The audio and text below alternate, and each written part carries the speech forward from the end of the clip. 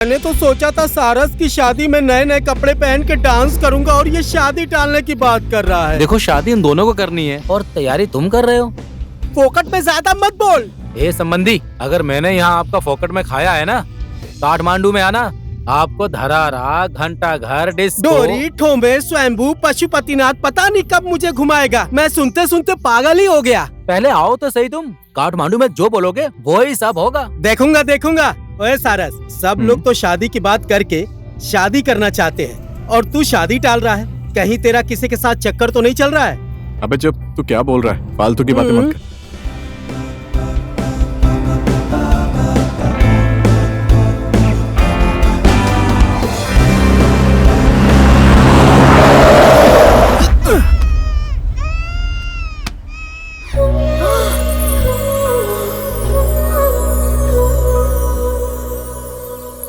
हाँ?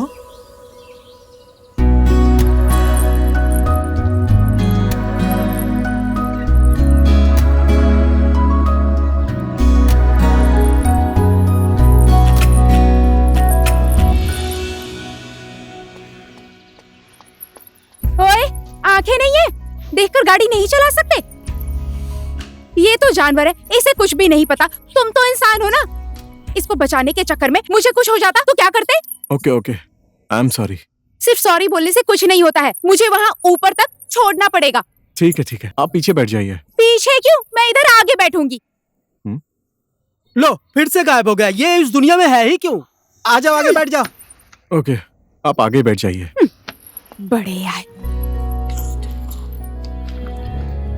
गाड़ी भी नहीं चलाना जानते। लगेज यहाँ पर रखो। लो पकड़ो इसे।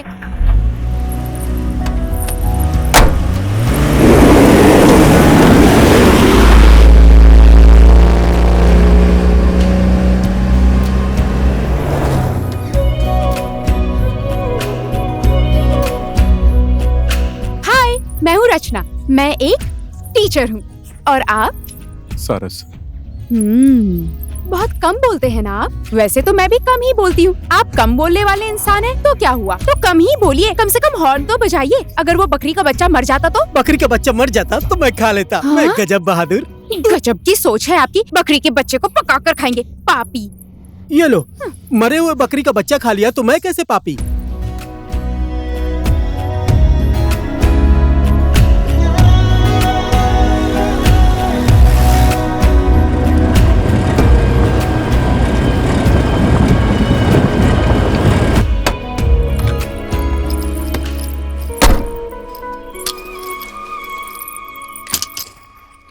Okay, thanks for the lift. आज के बाद गाड़ी स्लो चलाइएगा और देख कर चलाइए।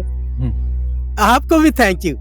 आप स्कूल में बच्चों को पढ़ाती हैं। आज हम लोगों को पाप और धर्म के बारे में पढ़ाया।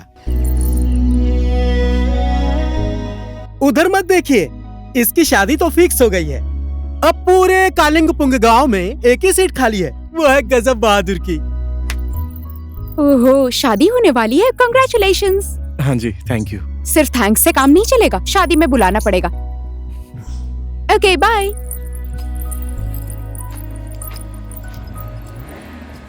Hello, hi.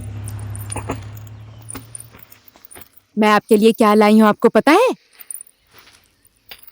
Chocolate. Thank you. अच्छे से पढ़ना, ठीक है? ठीक है। अरे मैडम, आप आ गई? मम्मी आ गई। हाँ, रास्ते में आने में कोई तकलीफ तो नहीं हुई? ज्यादा दिक्कत नहीं हुई, मैं आराम से आ गई। अच्छा ठीक है, अंदर चलो। हाँ? बहुत दूर से आई हो ना, भूख लगी होगी।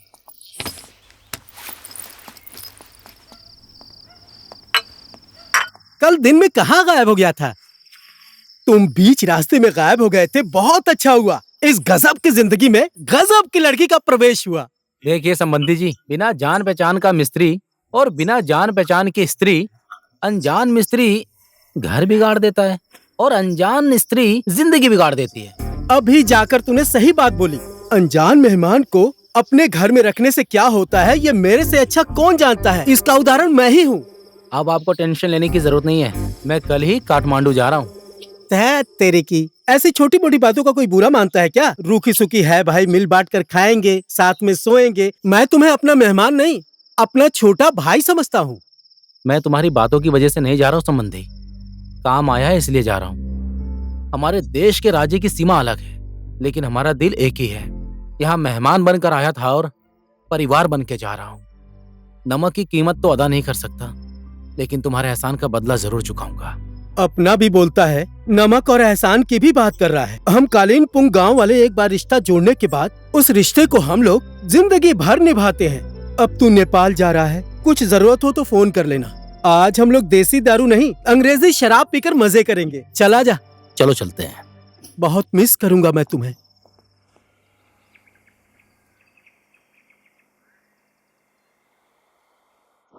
मेरी गाड़ी स्टार्ट नहीं हो रही है। मैं पहाड़ी के नीचे वाले रास्ते पर हूँ। अगर कोई मैकेनिक का नंबर है तो भेज दीजिए ना। हाँ जी, ओके, थैंक यू। ठीक है। क्या हो गया? बीच रास्ते में गाड़ी रोककर क्यों खड़े हो? अरे वो मेरी गाड़ी खराब हो गई है। मैकेनिक को फोन किया, आ रहा है। कर्ज और एहसान टाइम पर आए तो क्लियर कर देना चाहिए।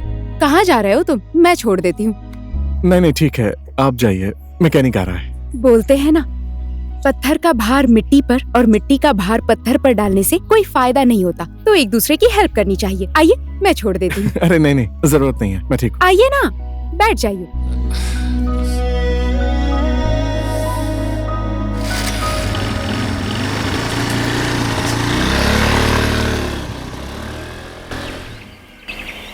जिंदगी में वक्त आने पर सारी चीजें हो जाती हैं, समझी ना?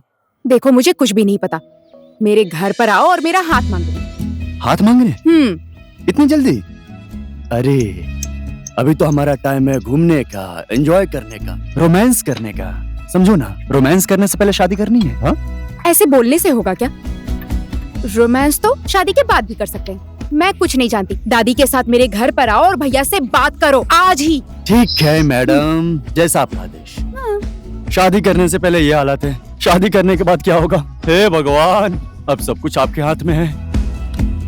क्या हुआ, ऐसे क्यों देख रही हो?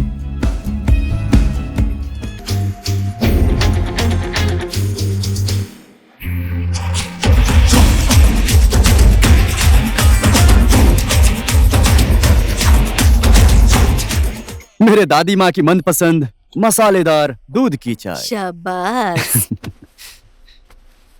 ओहो, आज मेरी दादी माँ कितनी अच्छी लग रही हैं।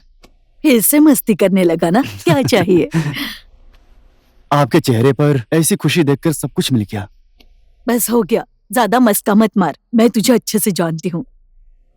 आज तक तुझे जो चाहिए वो सब कुछ मैंने तुझे ला कर दिया है। अब क्या चाहिए?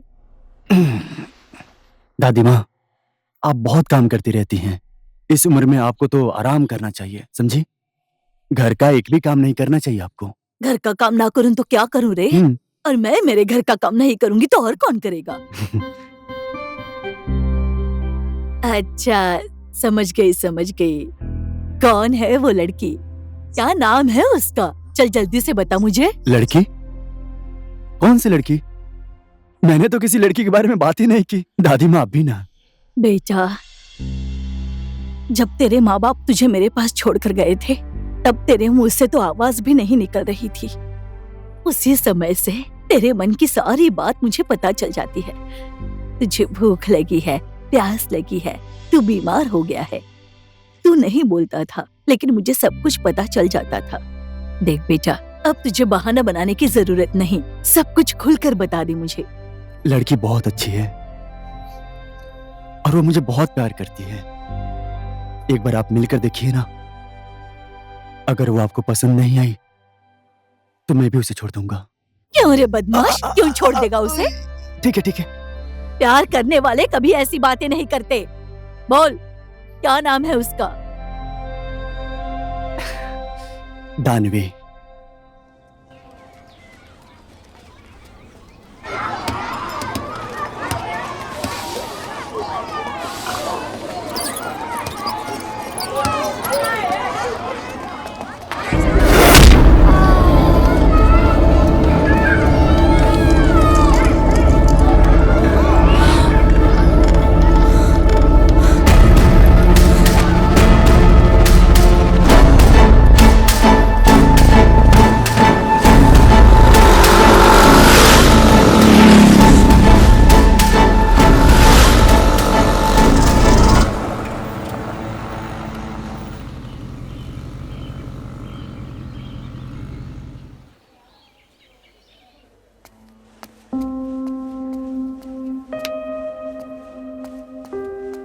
डॉक्टर साहब, मेरा बेटा कैसा है? आपका बेटा बिल्कुल ठीक है।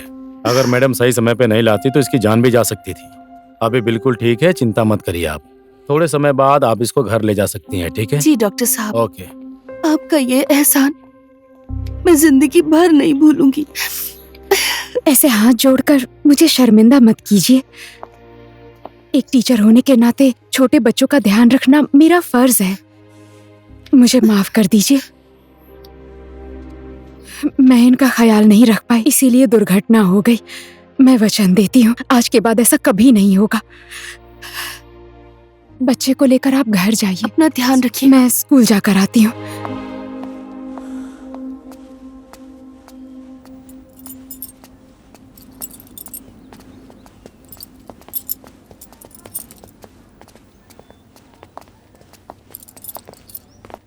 हाय, एक्सक्यूज मी। अरे आप यहाँ, किसी को कुछ हो गया क्या? नहीं नहीं, किसी को कुछ भी नहीं हुआ है। मैंने आपको थोड़ी देर पहले रास्ते में देखा था। मुझे लगा आप किसी प्रॉब्लम में फंसी थी, बस इसीलिए आ गया था। लेकिन एनीवेज, आपने जिस तरह सिचुएशन को हैंडल किया है ना, इट वाज अमेजिंग। आज तो आपने चौंका ही दिया। आज आप हर दिन से ज्यादा बोल रहे हैं। Well, thank you so much. You welcome. ओए, अजनबी इंसान, मेरे साथ बाइक पर चलेंगे क्या? नहीं नहीं, फिर कभी। बाय। होठों पर ऐसे ही मुस्कुराहट बनाए रखिए। लड़कों का चेहरा हंसते हुए बहुत अच्छा लगता है।